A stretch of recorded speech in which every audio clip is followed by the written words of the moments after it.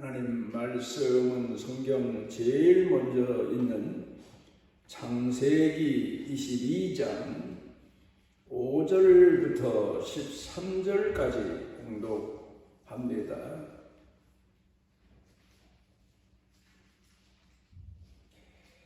이에 아브라함이 종들에게 이르되 너희는 나귀와 함께 여기서 기다리라. 내가 아이와 함께 저기 가서 예배하고 우리가 너희에게로 돌아오리라 하고 아브라함이 이에 번제 나무를 가져다가 그의 아들 이삭에게 지우고 자기는 불과 칼을 손에 들고 두 사람이 동행하더니 이삭이 그 아버지 아브라함에게 말하여 이르되 내 아버지여 하니 그가 이르되 내 아들아 내가 여기 있노라. 이삭이 이르되 불과 나무는 있거니와 번제할 어린 양은 어디 있나이까? 아브라함이 이르되 내 아들아 번제할 어린 양은 하나님이 자기를 위하여 친히 준비하시리라 하고 두 사람이 함께 나가서 하나님이 그에게 일러 주신 곳에 이른지라.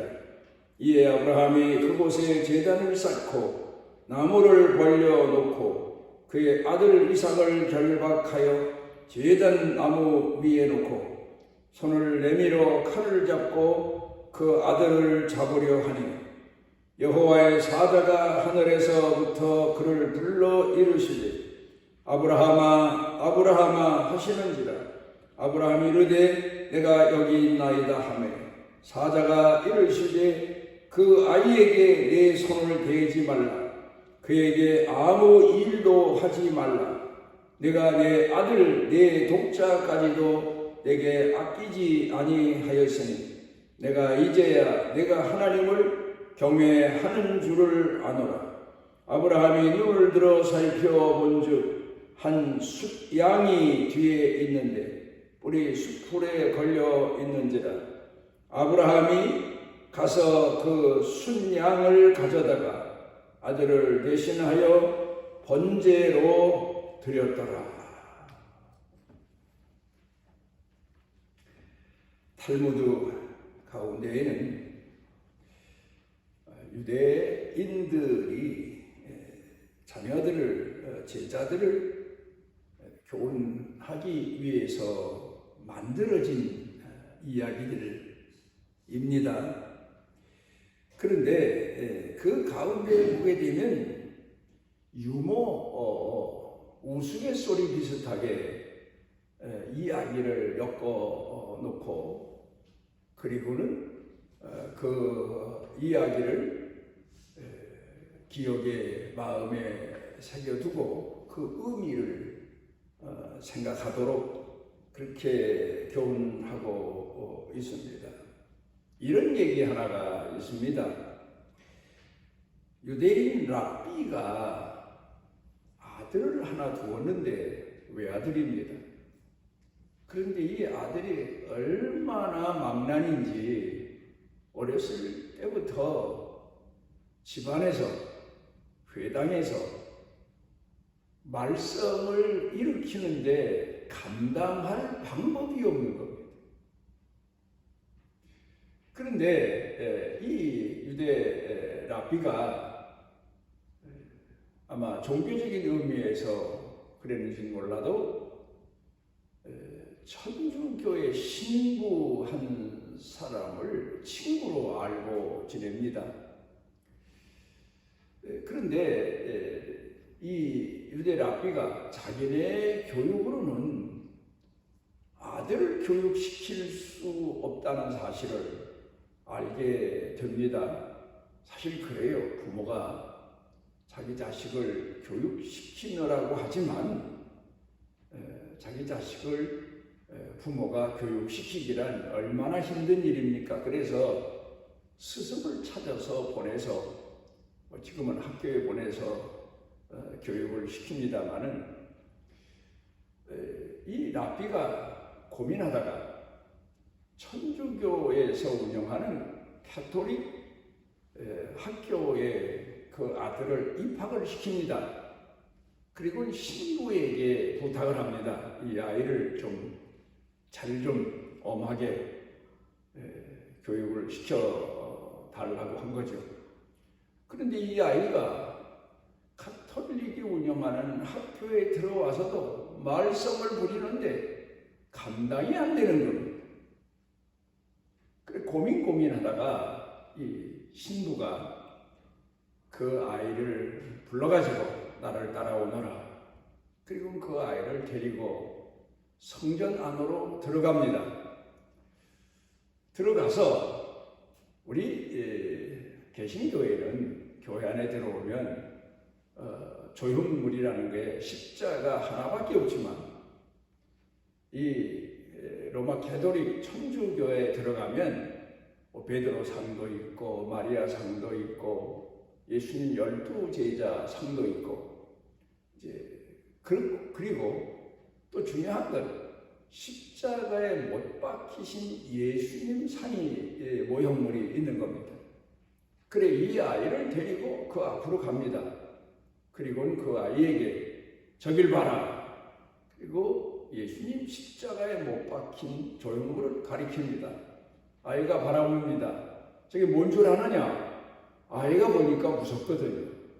예수님이 십자가에 못 박혀 돌아가시는 모습을 보니까 무섭거든요. 두려워합니다. 저것 봐라. 하나님의 아들이신데 이 땅에 오셨다가 마지막에 십자가에 못 박혀 저렇게 죽으셨다. 하물며 내가 유대인 랍비의 아들이지만 너도 망나니 짓을 계속하면 저 하나님의 아들처럼 십자가에 저렇게 무섭도록 고통당하면서 죽게 될 거다. 그 말을 듣고는 이 아이가 겁을 먹고 그 다음부터는 신부님 말도 잘 듣고 집에 가서 아버지 말도 잘 들었다. 그런 이야기가 있습니다. 물론 이 이야기는 만들어진 탈무드 이야기입니다만은 어린 아이는 공포와 두려움에서 자기 자신을 억제하고 자제하면서 교육을 받아가며 자라게 된다. 그런 의미도 담겨 있습니다만은 어린 나이 때부터의 두려움, 심리학자들은 이 두려움의 근원을 죽음이라고 해석을 합니다.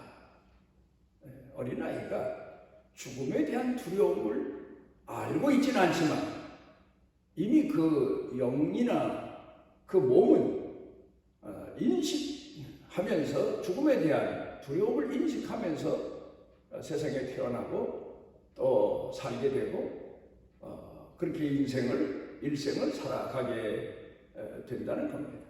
어린 나이 성장 과정을 보게 되면 어린 아이는 처음에 보호자가 필요하죠.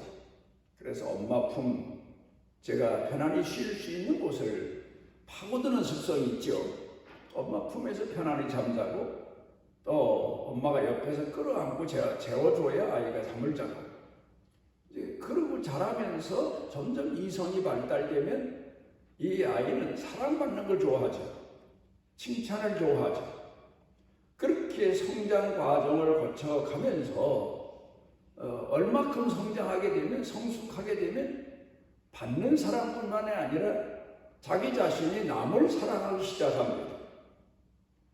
사랑으로 응답하기 시작합니다.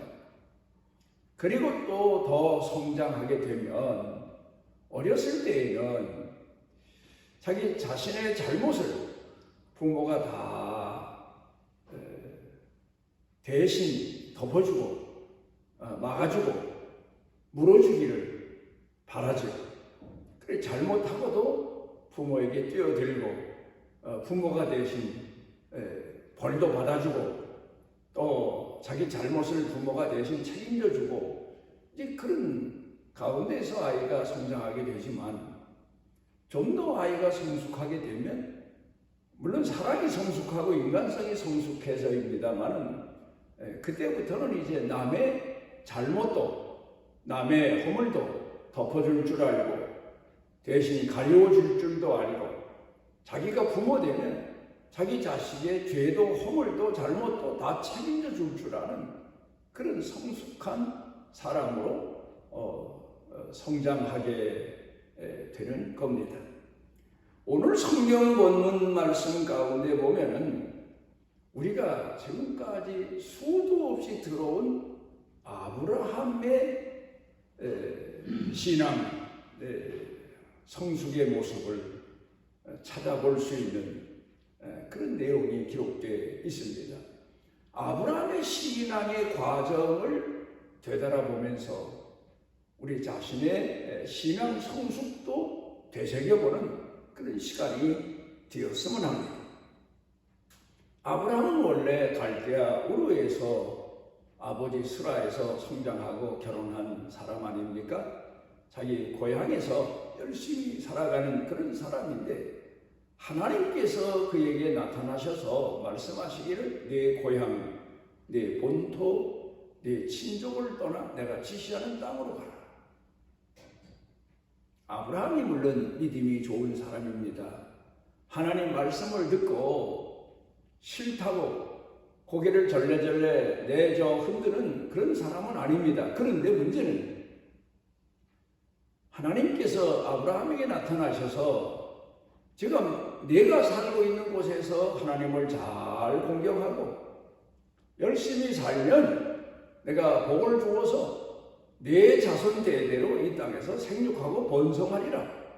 그런 말씀을 하셨으면 좀 쉬웠을 텐데 하나님께서 아브라함에게 내가 지금까지 살고 있었던 이 고향, 본토, 친족, 아비집을 다 버리고 내가 지시하는 땅으로 가라. 하나님께서 아브라함을 부르실 때 제일 먼저 걸어 주신 조건이 버리는 것. 과거를 버리는 것, 정욕적인 것을 버리는 것, 세속적인 것을 버리는 것, 향락적인 것을 버리는 것, 지금까지 내 몸에, 내 삶에 익숙했던 것을 버리는 것, 내 욕망을 버리는 것, 그런 버리는 단계의 과정을 걷도록 하나님께서 가르쳐 교훈하십니다. 우리가 예수를 믿게 되면 첫 번째 성경을 대하면서 신앙의 길로 들어서면서 우리가 과거를 버리는 것. 우상 숭배하던 것도 버리고 세속적인 것도 버리고 향락적인 것도 버리도록 하나님께서 요구하십니다. 아브라함이 하나님께서 내 고향, 본토, 친족, 아비집을 버리고 내가 지시하는 땅으로 가라 할 때 뇌하고 대답은 했을지 모릅니다. 그런데 버리는 것이 쉽습니까? 아마도 많은 기간 동안 갈등을 하지 않았을까? 우리가 집에서 가끔 쓰던 물건들을 추려서 버립니다. 너무 살림이 많다 보니까. 버려야 될 것도 너무 아까워서 머뭇머뭇할 때가 있는데 자기가 지금까지 태어나서 성장한 그곳을 버린다는 게 얼마나 힘들었겠습니까? 그래서 아브라함은 버림에 대한 갈등이 있지 않았을까? 제자들이 예수님을 따르기 시작했을 때에 다 버렸다고 하면서도 보면 못 버린 게 참 많았죠. 자기 욕망, 자기의 꿈, 세속적인 허황된 망상, 꿈 이런 것들 차츰차츰 버려가는 과정을 보게 됩니다만은 어쨌든 아브라함은 버림의 과정을 1단계로 거치면서 하나님의 사람으로 발걸음을 옮겨가기 시작합니다. 그리고 이제 그가 하나님이 지시하는 땅으로 그것도 간다는 게 그렇게 쉽습니까? 양을 몰고 가야 되고 목축업이 본업이니까 가족을 이끌고 가야 되고 가서 정착한다는 게 자기가 살던 곳이면 그런 대로 살아가기가 쉽지만 이거 외지에 나가서 정착한다는 게 얼마나 힘들겠습니까? 그러니까 그 고달픔, 어려움, 시련, 갈등 이런 과정을 거치면서 하나님이 이끄시는 길로 나아가게 됩니다. 우리 신앙인들의 삶이 그렇습니다. 버려야 될 걸 알면서도 버리지 못하는 게 많고, 일찌감치 버렸어야 할 것을 몇 년이고 끼고 사는 적도 있고, 이런 과정을 거치면서 우리가 예수님의 말씀을 따르고 하나님의 말씀을 따르고 신앙의 길로 나아가게 됩니다. 그리고 이제 아브라함이 믿음이 있는 사람인지라 자기 아버지에게서 배우고 조상 때대로 이어온 하나님 앞에 제사 드리는 제사를 가는 데마다 제단을 쌓고 드렸다. 성경은 그렇게 기록하고 있지 않습니까? 또 아브라함이 충분히 그랬을 겁니다. 우리도 그래요. 우리가 어느 곳에 가든지 예수 믿는 사람은 제일 먼저 성전을 찾게 되고 하나님 앞에 나아가 예배드리게 되고, 그게 우리 신앙생활의 과정이요, 일생의 과제입니다. 그런데 하나님께서 아브라함에게 가르쳐 주시는 내용이 그겁니다. 왜 제물을 드립니까? 사람이 자기 죄와 허물이 많아서 그 제물로 대신 하나님 앞에 용서를 구하고 용서를 받는 겁니다. 그래서 하나님 앞에 제물을 드립니다. 양을 잡아드리고 소를 잡아드리고, 그러면서 하나님을 공경하는 믿음을 고백하고 이제 그렇습니다. 그러니까 보십시오. 어린아이 때는 잘못을 저지르면 아이가 자기 어머니 아버지가 대신해주고 갚아주고 할 줄로 아는 마음이 있어요. 그래서 자라다가 실수를 하고 잘못하면 엄마 아버지한테 와서 울고 갚아달라는 얘기죠. 대신 책임져 달라는 얘기죠. 그런데 신앙이라고 하는 게 거기서 멈추면 되겠습니까? 늘 핑계만 대고 변명만 하고 책임 회피하고, 이제는 하나님께서 내 자신이 책임져야 된다. 내 자신이 제물돼야 된다. 이게 우리 신앙인에게 있어서 가장 힘든, 나 자신을 쳐서 복종케 하고 사도 바울이 고백한 것처럼 내가 제물되는 겁니다. 오늘 성경 본문 말씀으로 돌아가서 보면은 하나님께서 아브라함에게 내가 양을 잡아서 제물 삼아서 하나님 앞에 제사 드리는 것, 내 죄 때문에 양이 죽는 것은 하나의 그림자고 하나의 교훈적인 거지, 내 자신의 정욕이, 내 자신의 속사람이 죽어야 비로소 하나님의 사람으로 거듭난다는 걸 가르쳐 주시기 위해서 예수님이 땅에 오셔서 십자가에 못 박혀 죽으신 것은 우리 믿음을 가진 성도들이 하나님 앞에서 나 자신을 십자가에 못 박는 모습을 보여주신 겁니다. 실질적으로는 우리 죄 대신 십자가에 못 박혀 피 흘려 죽으심으로 우리를 구원하시는 것이지만, 우리도 주님의 뒤를 따라서 하나님의 아들로 딸로 살아가기 위해서는 내 자신이 나를 쳐서 복종케 하며 복종케 하는 것뿐만이 아니라 죽어야 돼. 하나님이 이 땅에 떨어져 죽지 않으면 싹이 나지 않는 것처럼, 이건 모든 신앙인들에게 하나님께서 주신 신앙생활의 법칙입니다. 죽음의 단계를 거치지 않으면 안 돼요. 속사람이 죽어야 돼요. 정욕의 사람이 죽어야 돼요. 그래 하나님께서는 그 교훈으로 아브라함에게 내 아들 독자 이삭을 제물로 바쳐라. 다른 사람을 충성된 종을 제물로 바쳐라. 아니면 애굽 여인에게서 낳은 이스마엘을 제물로 바쳐라. 그러면 조금 나았을지 몰라요. 그런데 이 독자 이삭은 100세 어린 아들입니다. 하나님이 약속을 주시고 낳은 아들입니다. 그 아들을 제물로 바치라고 하시니까 아브라함은 얼마나 갈등했을까? 얼마나 고민했을까? 바치라고 한다고 정신없는 사람처럼, 생각 없는 사람처럼 예 바치겠습니다. 송아지 끌고 가서 잡아서 제물로 드리듯 그렇게 무대뽀적인 신앙이 아니란 말입니다. 아브라함은 그 아들을 얼마나 지극히 극진히 사랑했는데 하나님이 제물로 바치라고 하시니 얼마나 갈등했습니까? 그런데 오늘도 우리가 그래요. 내 자신의 속사람을 쳐서 복종케 하는 것도 쉽지가 않지만 내 종족의 사람을 스스로 제물 삼고 희생하고 헌신하는 게, 죽는 게 얼마나 어렵습니까? 내가 죽으면 가정이 살아. 내가 죽어야 내 인생이 살아. 내가 죽어야 내 자식이 살아. 내가 죽어야 하나님의 영광이 드러난다는 사실을 알면서 우리가 갈등할 때 많고, 머뭇거릴 때 많고, 고민할 때 많고, 죽지 못해서 몸부림칠 때도 참 많습니다. 내가 죽어야 됩니까? 정말 이 아들을 제물로 바쳐야 됩니까? 하나님, 내가 정말 이런 상황에서도 내가 죽어야 됩니까? 예수님은 어떤 상황에서 돌아가셨습니까? 예수님은 하나님의 아들이십니다. 말한 말씀이면, 한마디 말씀이면 거기 있는 모든 사람 다 한 번에 썰어버리실 수가 있습니다.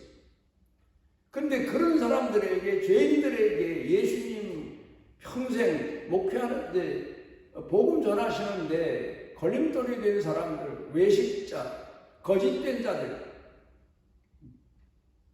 우리 주변으로 말하면 독사의 자식 같은 사람들, 악마 같은 사람들, 이런 사람들 앞에서 그 사람들에 의해서 예수님이 죽으신다는 게 얼마나 갈등 많고 고민스러운 일입니까? 그래서 예수님이 아버지요, 이 잔을 내게서 옮기실 수가 없습니까? 다른 고난된 그러신 적이 없어요. 근데 마지막 죽음 앞에서는 예수님도 고민하시고 갈등하시고, 그러다가 내 원대로 마시고 아버지의 뜻대로 마시옵소서. 그리고 결국 십자가에 모든 능력을 다 잠재우시고 못 박에 돌아가시고. 오늘도 우리가 신앙생활하면서, 교회 생활하면서 제 자신을 돌아봅니다. 죽지 않으면, 하늘의 밀이 땅에 떨어져 죽지 않으면 싹이 나질 않고 농사가 안 되는 거죠. 내가 안 죽으면 내 인생의 농사도 안 되지만 복음의 농사도 안 되더란 말이에요. 내가 죽는 게 얼마나 힘듭니까? 십자가에 나를 못 박는 게 얼마나 힘듭니까? 그런데 또 하나, 성경을 통해 보면 하나님께서 아브라함 집안에 사람 제물로 받으시기로 말하면 다른 사람을 바쳐라, 제물로 바쳐라 하실 수도 있는데 꼭 약속의 아들을, 이삭을 제물로 바치라 하십니다. 약속의 아들만이 제물될 자격이 있는 거예요. 오늘 이 땅에 수많은 사람들이 있습니다. 그런데 하나님의 성령과 말씀으로 거듭나서 하나님을 아버지라 섬기고 오늘 신앙생활하는 그 사람들이 죽어야 비로소 하나님의 복음의 역사가, 생명의 역사는 내게서 일어나고 복음의 역사는 주변에서 일어나게 되는 거예요. 그걸 하나님은 아브라함에게 모형적으로 가르쳐 주신 겁니다. 사도 바울이 아마도 사도 바울은 구약 성경에 능통한 사람 아닙니까? 그런데 예수를 믿고 나서 그가 증언한 바가 있죠. 히브리서를 누가 썼느냐? 아마 사도 바울이 썼을 거다 하는 추측이 많습니다. 작자가 없어요. 그런데 미상이에요. 거기 보면 아브라함 집안에 대한 비유를 빗대고 있습니다. 두 여자가 있는데 하나는 종노예 하갈이요, 하나는 하나님이 약속하신 사라다. 사라에게서 난 자, 약속된 여인에게서 난 자라야 내 아들이라 칭하리라. 다른 여인을 통해서, 종을 통해서 아무리 자식을 많이 낳아도 그건 내 자식으로 내가 칭하지 않는다. 하나님이 그렇게 말씀하시는데 곧 오늘이 와서는 예수 그리스도의 교회다. 약속의 여인이요, 약속의 하나님을 공경하는 그리스도를 믿는 신앙인들이다. 그렇게 이해하고 해석하고 설명하고 있지 않습니까? 근데 보면은 이 하나님께서 약속의 자녀. 그만이 하나님은 거듭나면 죽으면 삽니다. 거듭나야 하나님께 영광이 되고 내 자신이 죽어야 내 자신의 생명의 역사도 일어나고 복음의 역사도 일어나고 하나님 영광도 받으신다. 그걸 우리에게 가르쳐 교훈하시고 있습니다. 우리는 오늘 매일 죽노라 하는 그런 고백을 할 수 있어야 되고 늘 져서 복종케 하노라 하는 고백을 할 수 있어야 그래야 신앙 농사도 되고 그래야 생명의 역사도 더 크게 일어나게 되는 진리를 오늘 성경 본문 말씀을 통해서 마음에 새기니 죽어야 산다. 이 믿음으로 오늘을 사시고 평생을 사시는 아브라함의 후손이 생명 있는 신앙을 가진 신앙인으로 살아가시기를 바랍니다. 우리를 선택하셔서 영원히 살 수 있는 삶의 의미를 가르쳐 주시고 우리를 하나님의 자녀 삼아주신 아버지. 기도하옵는 것은 아브라함이 고향을 떠날 때 겪었던 갈등보다 모리아산에 올라갈 때 갈등이 얼마나 컸나를 우리 스스로 우리 신앙생활 현장에서 경험하며 하나님 앞에 회개하고 낮아집니다. 기도하옵는 것은 아브라함이 끝내는 모리아산에 올라가서 아들과 함께 제물 된 것처럼 우리도 주의 부르신 주의 몸된 교회에 오를 때마다 제물 되고 하나님께서 원하시는 선하신 뜻을 이루어 하늘의 별 땅의 모래알처럼 하나님이 이루시는 생명의 역사를 이룰 수 있도록 은혜를 더하여 주옵소서. 예수님 이름으로 기도드리옵나이다. 하나님 여호와께서 그 날개 아래 보호를 받으러 온 내게 온전한 상 주시기를 원하노라.